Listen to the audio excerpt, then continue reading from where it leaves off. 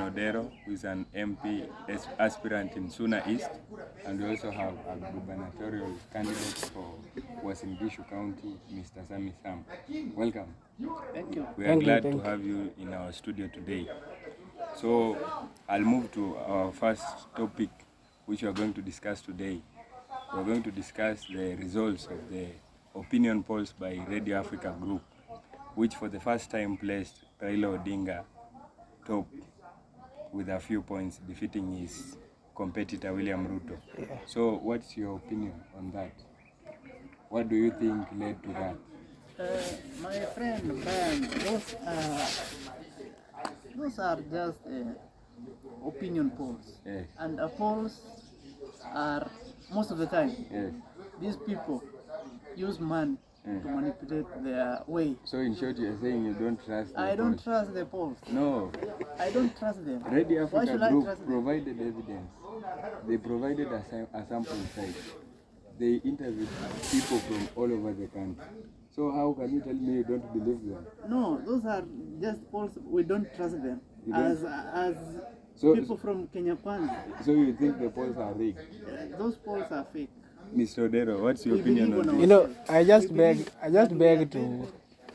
to differ with my colleague here, Yes. because opinion polls are done in parts of the country, and most of the consider part of the countries where the two opponents Yes. have strong holds. So if an opinion is done, it means that the ideas of those who are in the ground are in the opinion poll. So I think the first thing that has made Raila Odinga to be on top of William Ruto is that, by Kalonzo joining the Azimio, Yes. the people from Mukambani, Yes.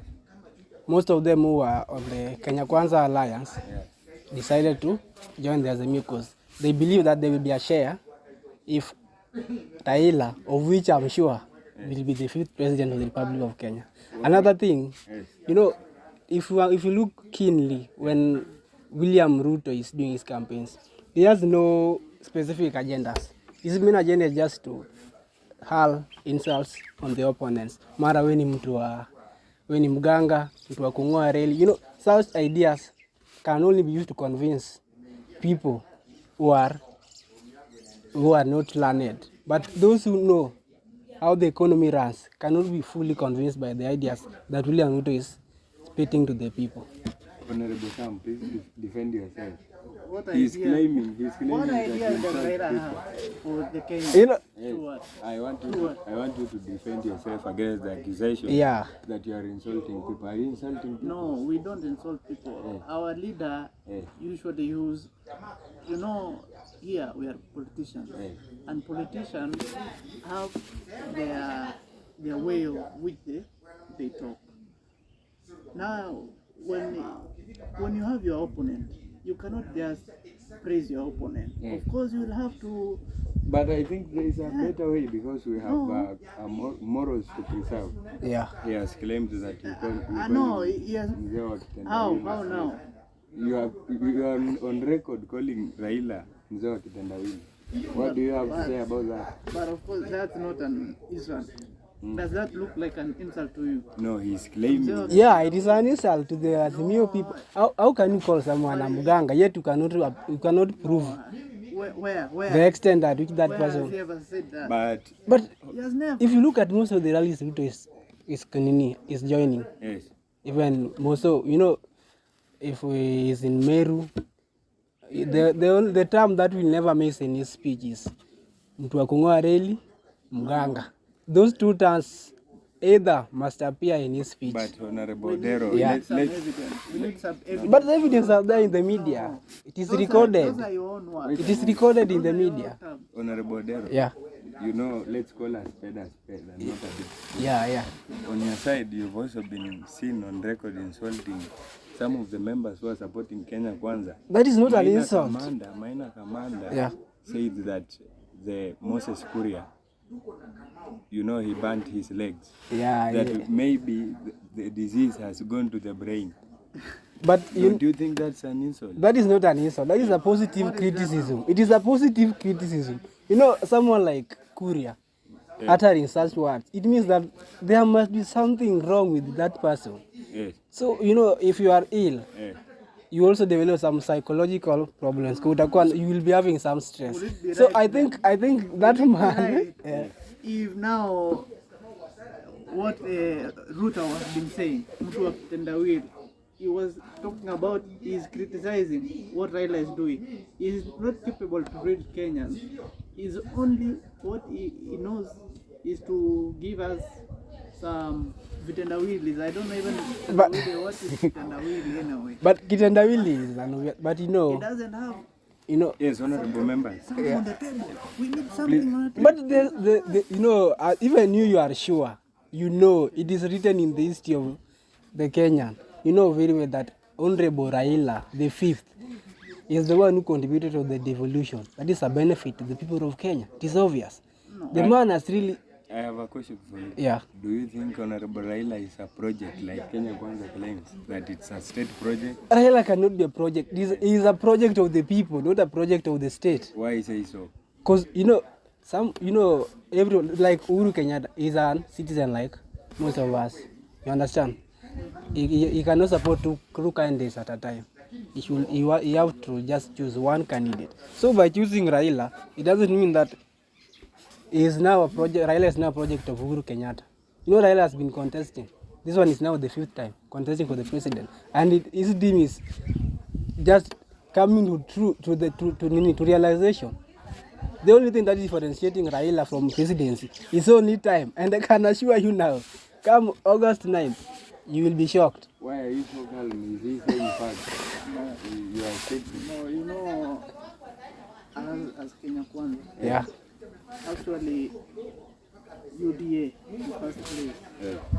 is a small party. It's a party that we just started last year, part one. Yes. But as you can see now, my friend Brian, we have delegates. Now we started with delegates, a few of them, 50,000 maybe.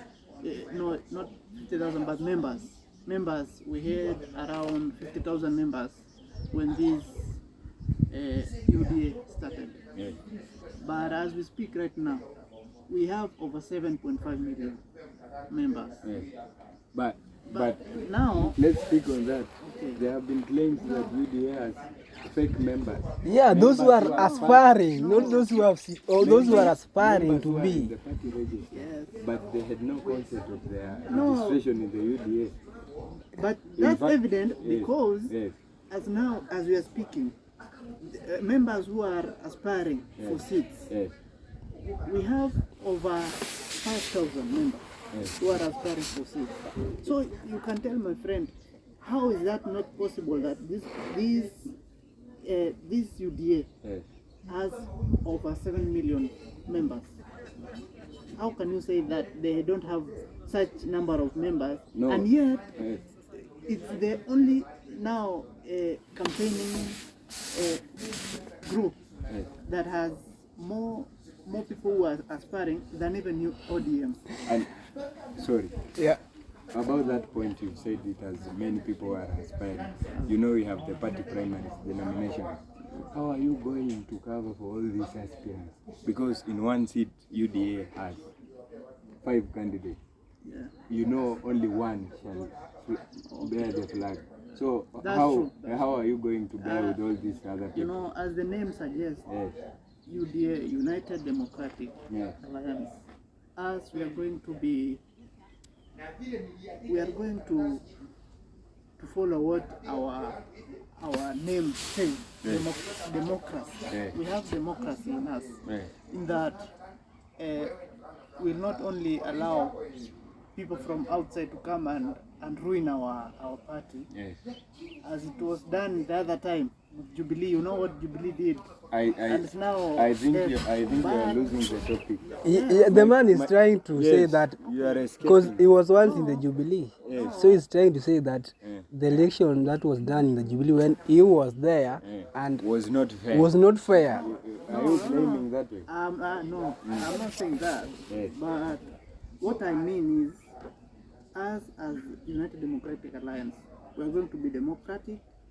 everybody who comes and is aspiring for a seat, we are giving them time, we are giving them support of what they need, regardless Now let's take a short commercial break. We shall be back in a few. In the game of life, one important thing can increase your chance of success. Confidence. Confidence is the game changer. Confidence! Where do I find that, Jose? First rule, you need a goal. I don't play soccer. Nice color, Right? but not that kind of goal. What do you want from life?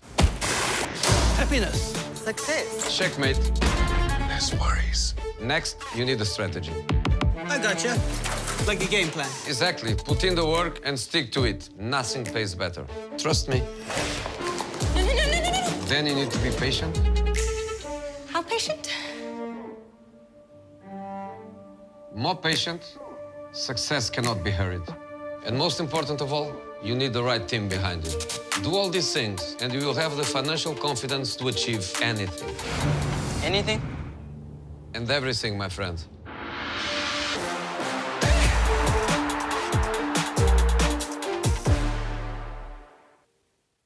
So our next topic now, we are going to talk about the absentee deputy governor for West Pokot County, Dr. Tudoyang, who has been away for 4 years, and now he's back to challenge for the gubernatorial seat against his boss, Dr. Lonyangapo. He's vying for the seat on the Kenya Kwanza ticket. And now I'd like to ask Honorable Sam, what are his chances? You know, in politics, power is in the hands of the people. So you cannot challenge, or you cannot say that this person, he has a akona sura ya kuwin, or this person cannot win. Power is in the hands of the people. But you can predict by looking at the masses. Do you think he has the masses to win? Because you need the people to win. He has the masses, Yes. because this guy, he was in abroad, in America. He was bringing benefits to the people of West Pokot. First of all, he went and sourced this vaccine because something. This vaccine for meningitis. Yes, he went and sourced there and came back and brought the people of West Pokot. Which these people have been suffering from the disease, but now they are now good. Okay, Honorable Odero. Yeah. He is vying against the boss, Yeah. who is now in the Azimio side, Honorable Lonyangapo. Yes. And the people of West Pokot have this culture of letting the governor serve for only 5 years. Remember, Dr. Samuel Kachapin was the first governor and he only did 1 term. Yes. And he was kicked out. Now Lonyangapo has done only 1 term. Will the culture continue? Will history repeat itself? Or will he defend the seat successfully?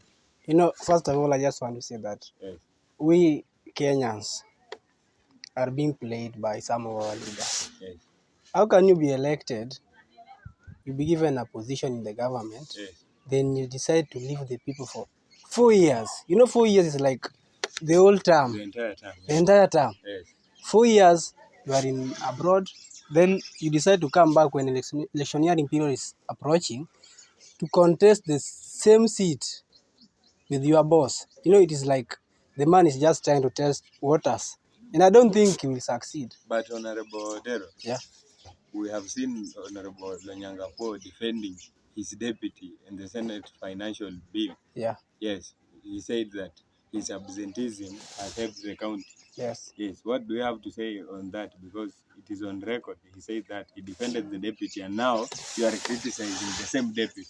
No, you know, it is not a matter of defending or not defending. You know, for example, to say that Nicholas, though being the deputy governor, he was not getting his salary. That was an agreement made by the county. So by the governor defending him, that though he's not around, but the duties are going on, you cannot violate the statement of the governor, Yes. because he went ahead and said that the Senate itself has the power Yes. even to go and bring that person from where he is, Yes. or to fire him. Yes. So he was just saying that just to avoid disclosing some information of which I think of which they might be having with that person. Maybe they had a close relation. Who never knows? And you know someone whom you've been friends for long. Yes. It won't be easy for you to let him just leave his job. I get it, Mheshimiwa. Yeah. Now that you've had an opportunity to defend your candidate, Honorable Sam, what is your parting shot? My parting shot is that in this electioneering period, Yes. we should be very cautious Yes. in what we think, in what we say, in whatever we do. Yes. We should be very cautious, and I'm urging Kenyans Yes. today. We ask that you may be cautious when you are voting for the people who you want to. We want them to be your leaders. Yes. Take care of the resources that are within you, so that these people cannot misuse them, and later on you will just suffer. So please vote wisely. Okay, thank you very much. Honorable Dero. Yeah. Yes, you are vying for an MP seat. Yes. I like you to take this opportunity to talk to your people. You know, I'm vying for an MP seat in Suna, Yes. of which I'm sure that I'll emerge the winner. Yes.